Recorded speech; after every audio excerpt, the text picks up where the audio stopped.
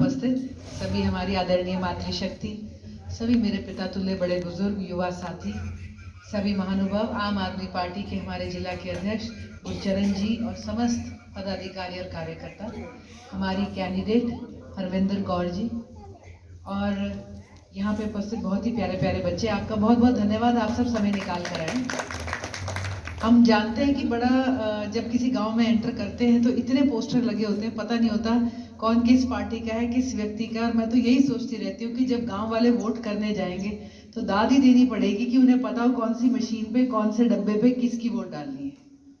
तो मैं आपको ये बताना चाहूंगी कि सरपंच के चुनाव में आम आदमी पार्टी नहीं है। एक जब हमारी सरपंची की सरकार, लोकल सरकार का जब एक ख्याल आया था तो उस टाइम ख्याल यही था कि इसमें पार्टियां ना आए, इसमें लोकल लोग अपने आप आपस में से अपने नुमाइंदे चुने जो गली को, इलाके को जानते हो, और वो आपस में इस बात को लेके आगे बढ़े। इस बार हम एक के बाद एक गांव का सुन रहे हैं जहां सर्वसम्मति से सरपंची डिसाइड हो गई है, सारे पंच डिसाइड हो चुके हैं और बहुत सी जगहों पर बिना किसी चुनाव के, बिना किसी आपसी मनमुटाव के ये फैसले लोग लेते चले जा रहे हैं। जो आम आदमी पार्टी है सरपंची में नहीं लड़ रही, ब्लॉक समिति में नहीं लड़ रही, सिर्फ जिला परिषद के चुनाव में, क्योंकि ये पार्टी को लगा कि ये 23, 24, 25 गांव के ऊपर का जो चुनाव है, इसके अंदर अगर पार्टी अपना चुनाव चिन्ह उतारे तो शायद हम किसी तरह के लोकल मनमुटाव या रिश्तेदारी में जब ये हमारा जिला परिषद का जो चुनाव है, इसके अंदर आप देखेंगे कि जहां जहां आम आदमी पार्टी ने फैसला किया, जहां पे जिला की बॉडीज ने कहा भी हम लड़ेंगे, वहीं पर भाजपा भी आज चुनाव में उतर आई है। भाजपा मेरे ख्याल से पंचकूला में कहीं नहीं लड़ी, यमुनानगर में लड़ी है और अंबाला में लड़ रही है। आज हम समझते हैं कि देश में एक बहुत बड़ी लड़ाई चल रही है और वो भाजपा के बीच में, और अगर कोई दूसरी पार्टी विपक्ष का रोल निभा रही है ना, तो वो केजरीवाल जी है। आम जो हमारी कांग्रेस है साउथ में यात्रा पे है, गुजरात में अगर आप देखें तो ईंट से ईंट अगर मोदी जी के साथ और भाजपा से कोई टक्कर ले रहा है तो केजरीवाल जी है। अगर रेवड़ियों वाली बयान है या कोई बात है, और मुद्दे क्या है, यहाँ पे कोई सत्ता का मुद्दा नहीं है। केजरीवाल जी जब 2014 में सरकार बनाई थी तो आंदोलन करते थे, उनका ये मानना था कि भाई हर बच्चे को शिक्षा क्यों नहीं दे पा रहे हम 70-65 सालों बाद भी आजादी के। हर आदमी को जब बीमारी लगती है तो वो परेशान होकर लुट क्यों जाता है परिवार, उसको देश स्वास्थ्य सुविधा क्यों नहीं दे पा रहा। और राजनीतिक पार्टियों ने ये कहा था, जब उन्होंने कहा कि भ्रष्टाचार खत्म होना चाहिए, तो उन्होंने कहा था भाई करके दिखा दो ना। बस इस ख्याल से एक आम व्यक्ति जो कि एक अफसर था, वो और उसके साथी, कोई पढ़ाता था, कोई पत्रकारिता करता था, कोई कुछ करता था, सब ने इकट्ठे होकर राजनीति में उतरे, झाड़ू का निशान उठाया और उन्होंने कहा हम सफाई करके दिखाएंगे। और आज मैं कहूंगी देश में जिस बदलाव की बात अभी हुई है वो बदलाव आ चुका है। आज मैं आपको दिल्ली के बारे में अगर बताऊं तो आम आदमी पार्टी कभी देखना धर्म राजनीति की बात नहीं करती, कभी नहीं कहेगी कि एससी को ये दे देंगे, बीसी को ये दे देंगे, क्रिश्चियंस के लिए ये कर देंगे, मुसलमानों के लिए ये कर देंगे। उन्होंने कहा ही नहीं है क्षेत्रवाद, सरदारों को, सिखों को, पंजाब गए तो इन्हें खुश करो, गुजरात गए हैं तो उन्हें खुश करो। उन्होंने सिर्फ 3 बातें कही जो हर भारतीय को चाहिए। उन्होंने कहा शिक्षा होनी चाहिए हर धर्म के लिए, हर स्तर जो पैसे का है उसके लिए।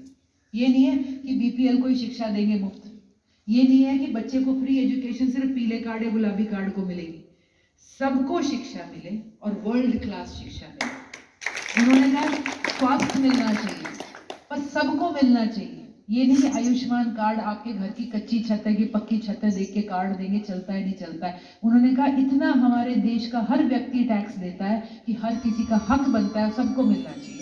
और उन्होंने कहा रोजगार मिलना चाहिए, हर किसी को मिलना चाहिए, कोई कैटेगरी नहीं है 10% इसको दे देंगे, 20% उसको दे देंगे। ये उन्होंने कहा अखंड भारत मुद्दों पे हम एक हैं, हमें एक जरूरत है, सबके बच्चे साझे होते हैं, सबका दुख बीमारी साझी होती है, सबकी इच्छाएं साझी होती है। आज मैं दिल्ली में अगर आपको बताऊं तो दिल्ली में सरकारी स्कूलों में 99% से ज्यादा बच्चे पास हो रहे हैं। यहाँ सरकारी स्कूल है, ऐसा ही था सरकारी स्कूल, टूटी दीवारें, मच्छर, सांप, फूटे हुए बाथरूम, टीचर नहीं होते थे, बच्चे स्कूल जाते नहीं थे, पास कोई होता नहीं था। आज उन बच्चों के क्या हाल है, 99% से ज्यादा बच्चे पास हैं और अंग्रेजी बोल रहे हैं, स्विमिंग पूल सरकारी स्कूल के अंदर है, हॉर्स राइडिंग सिखाई जा रही है बच्चों को। देखो अगर इस बच्ची को अच्छा लग रहा है, वो इसके लेवल की बात हो रही है। और ये वादा नहीं है कि कर देंगे फोटो में। 8 साल पहले जो पौधा लगाया था दिल्ली वालों ने, आज वहाँ ये हो रहा है। इस साल दिल्ली के 1141 बच्चे नेशनल मेरिट में आए हैं और मन मर्जी के IIT में, IIM में, कॉलेज में जाएंगे। आप अपने इलाके का, जिले का, हरियाणा के सरकारी स्कूल का रिजल्ट बता दो। और जिस स्कूल में केजरीवाल जी का बेटा इस साल, जिस IIT में केजरीवाल जी का बेटा जा रहा है, उसी IIT में दिल्ली के रेडी फड़ी वाले का बेटा भी उसी IIT में जा रहा है, मुफ्त पर। ये था जो इनका सपना था और ये इन्होंने करके दिखाया। हरियाणा में सरकारी स्कूल बंद हो रहे, 106 बंद हो गए, 200 और होंगे, 1400 बंद करेंगे। आप गांव हैं, आप जानते हैं, हमारे बड़े बुजुर्ग बताएंगे, एक स्कूल खोलने के लिए जमीन, कागज, पैसा, फंड कितने तरले करने पड़ते थे, तब जाके स्कूल खुलता था पास में। आज हमारी बेटियों को जब दूर दूर भेजना पड़ेगा, आधे तो बेटियों को पढ़ाना बंद कर देंगे। ये होएगा हमारे साथ, हम बैक गियर में चला लेंगे। और भाजपा क्या कह रही है, अब सरकारी स्कूल में बच्चा पढ़ाना है तो 500 रुपए देने पड़ेंगे। लेकिन प्राइवेट, सरकारी से निकाल के इसकी मम्मी अगर इसे प्राइवेट में डालेगी तो सरकार कह रही थी मैं आपको 1100 दूंगी। ये क्या धांधली है भाई? धांधली ये है कि एक बार आपने बच्ची निकाल ली, फिर ये कहेंगे देखो स्कूल खाली है, टूटे हैं, बंद कर दो। हमारे जैसे बुद्धिजीवी भी कहेंगे तो पैसा वेस्ट हो रहा है हमारा टैक्स का, बंद करो। प्राइवेट कंपनी को जमीन बेच देंगे, आप आ जाओगे जो है ना प्राइवेट स्कूल के दांत के तले हमेशा के लिए। और फिर 1100 वाला जो कारपेट बिछाया है ना, ये भी खींचेगा जैसा होता है। तो हम हर जगह, पूरे हरियाणा में जब 106 स्कूल बंद हुए, प्रधान जी की अध्यक्षता में हर स्कूल के बाहर आम आदमी पार्टी ने धरना दिया और एक बात बोलिए, आज आपका स्कूल बंद नहीं हो रहा, कल होएगा। हम सबसे कह रहे हैं 2 साल रोक लो, इसी स्कूल में दिल्ली की तरह आपके गांव के स्कूल से 5 साल बाद जो बच्चे निकलेंगे वो आपके पार पे होंगे, बराबरी करेंगे। आज पंजाब में देखो स्कूल बदलने लगे, अखबार में खबर आई, पंजाब के टीचरों को सरकारी स्कूल के सिंगापुर भेजा जा रहा है, सीख के आओ, पहले बच्चे पढ़ाने कैसे, बिल्डिंग बदल जाएगी। जिस क्लास में ये बच्चा है और आज पंजाब में जो इस क्लास में सरकारी स्कूल में बच्चा है, 5 साल बाद इन दोनों बच्चों की शक्ल में, सूरत में, सीरत में सब बदलाव आ जाएगा। जो बच्चे IIT में गए ना, रेडी फड़ी वाले के, ऑटो रिक्शा वाले के, 4 साल बाद वो 4-4, 5-5 लाख की नौकरियां लेंगे तो उनके परिवार देखना कहाँ निकल जाएंगे।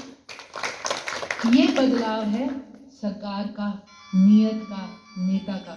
और ये कैसे हुआ? केजरीवाल जी ने किया? नहीं। जब वो बच्चे इतने थे ना जो अब 12वीं में गए, पिछले साल भी गए हैं 900 के करीब, उससे पहले गए 600 के करीब, उससे पहले गए थे 400 के करीब। जब से सरकार को मौका मिला है, हर साल बच्चे आगे जा रहे हैं। क्यों हुआ? क्योंकि जब वो बच्चे जो इस साल निकले हैं, जब वो दूसरी में थे, तीसरी में थे, चौथी में थे ना, इतने इतने, उनके मम्मी पापा, चाचा ताऊ, दादा दादी ने ना धर्म देखा, ना जात देखी। उन्होंने कहा भाई छोड़ दो ना, 500 रुपए का नोट देखा, ना बोतल देखी कोल्ड ड्रिंक की। उन्होंने कहा छोड़ दो, अपने बच्चे को बेचूंगा नहीं, अपने बच्चे का भविष्य बेचूंगा नहीं। जो 500 रुपए में वोट ले लेता है, क्या देता है? कुछ नहीं देता है, 5000 निकाल के जाएगा आपके कल में। ये सच्चाई है। आज यहाँ पे रोजगार है, हरियाणा में नौकरी नहीं है। जो हम देश में नंबर 1 है नौकरी में, और जो पहली नौकरी लेने जाएगा बच्चा जो 20 से 25 साल का है, सरकारी आंकड़े हैं 100 में से 85 के लिए नौकरी नहीं। हम है पढ़ाई करते ही बच्चे का सर छेदना शुरू कर देंगे, नौकरी कर, काम नहीं करता, करे कहाँ से, है ही नहीं। मार्केट में नौकरी नहीं छोड़ी। या तो वो कहेगा बापू जमीन बेच दे, मुझे बाहर भेज दे, या वो ऑटो, ये बाइक, फोन, और थोड़े दिनों में नशे में पड़ के खत्म हो जाएगा। ये भी असलियत हमारे आगे। आज दिल्ली में नौकरियां हैं, 12 लाख नौकरी लिख के दी है पोर्टल पे, कौन सी किस किस की है, 20 लाख और निकालेंगे।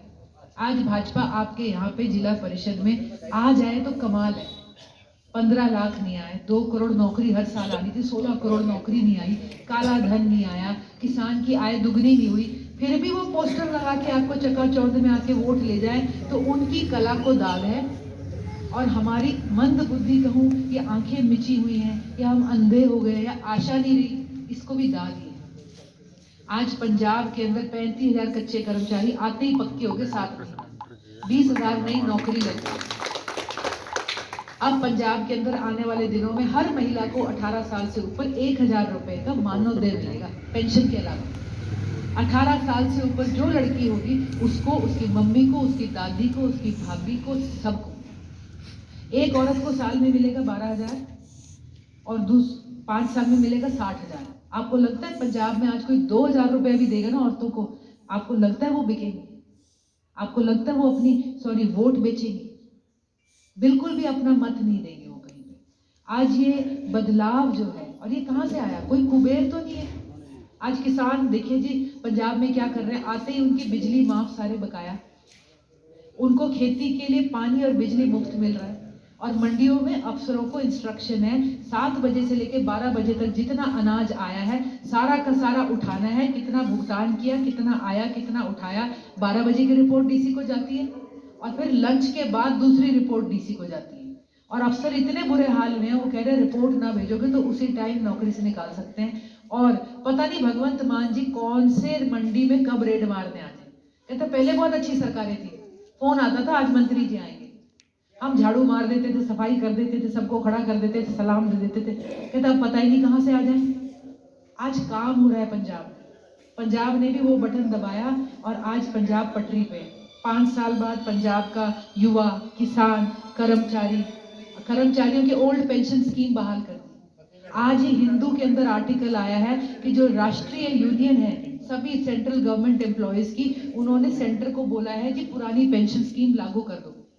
पहले रिटायर होने के बाद अफसर को अपनी तनख्वाह का 50% मिलता था, अपना घर इज्जत से चला लेता था। आज नई पेंशन में भाजपा उसे 15% भी नहीं दे रही। जो 30,000 कमाता था आज उसे 2-2,500 मिल रहा है, 3,000, 3,500। कहते बुढ़ापे में जाके मारोगे। और ये भाजपा ऐसी है, हाथ पैर चल रहे तो डीसी रेट देगी, इन्हें पेंशन से बुखार है। जब वाजपेयी जी आए थे पहली बार सरकार में, पेंशन स्कीम कर्मचारियों की बंद कर गए। अब मोदी जी आए हैं तो अब जवानों की भी पेंशन स्कीम बंद कर दी। तो हमें देखना है, हमें किस अंधकार में, किस मुफलसी में, किस मजबूरी में फेंकते जा रहे हैं। आज भी वो आपके बीच में आ सकते तो दाद है। आप सरपंच अपनी मन मर्जी के चुनेंगे। हम आशा करते हैं सरपंच अपने इलाके के लिए मेहनत से काम करेंगे, सर्व समिति से लोगों की बने होंगे, आपका उन्हें समर्थन रहेगा। लेकिन ऊपर की सरकार जो जैसे जैसे ऊपर जाती है वो नीतियां बनाती है और उसकी नीयत आपको असर डालती है। आज मैं आपसे कहती हूँ कि क्या हमारी हरविंदर कौर जी को वोट देके क्या बिजली माफ हो जाएगी? हाँ, पंजाब में बिजली के बिल 0 आने लग गए। 0 मीन 0, कईयों का माइनस आता है कि पैसे बकाया है। जम के एसी चला रहे लोग कह रहे 400 से ऊपर आता नहीं दिवाली में बदलने के लिए। क्या इनको वोट देके बिजली मुफ्त हो जाएगी? नहीं होगी, पर ये सरकार मजबूर हो जाएगी कि 24 में हिला देंगे, अभी से ठीक हो जाए। क्या इनको वोट देने से स्कूल ठीक हो जाएंगे? लेकिन हम गारंटी दे रहे हैं कि 24 में पक्का होंगे। ये जो जमीन में एक बात करनी होती है, एक पौधा लगाना होता है, एक जड़ शुरू करनी होती है, और दिमाग में किसी के एक बार आइडिया आ जाए, एक ख्याल आ जाए, तो उसको मारना सबसे मुश्किल होता है। तो आप सब यहाँ पर आए, मेरी तो आपसे गुजारिश है, सरपंची में आप बेस्ट से बेस्ट अपने साथी, अपने नुमाइंदे चुने। आप ब्लॉक समिति में अपने जिसको आप समझते हैं कि बिल्कुल सच्चा, ईमानदार, सही काम करेगा, उस व्यक्ति को चुने। और जिला परिषद के अंदर हमारी बहन को वोट सपोर्ट करें। और आपको हम विश्वास दिलाते हैं कि आने वाले समय पर हमारा संगठन, हमारा परिवार आपके आशीर्वाद से और तगड़ा होगा। और हम ये कहें कि 24 में जब हम बटन दबाएंगे तो 29 में जो बच्चे हमारे 12वीं में 10वीं में होंगे तो हम उनका सब कुछ बदल चुके होंगे। 29 में हमारा किसान हम बदल चुके होंगे, कर्मचारी बदल चुके होंगे। तो आप सब यहाँ आए, आप सबका बहुत बहुत धन्यवाद।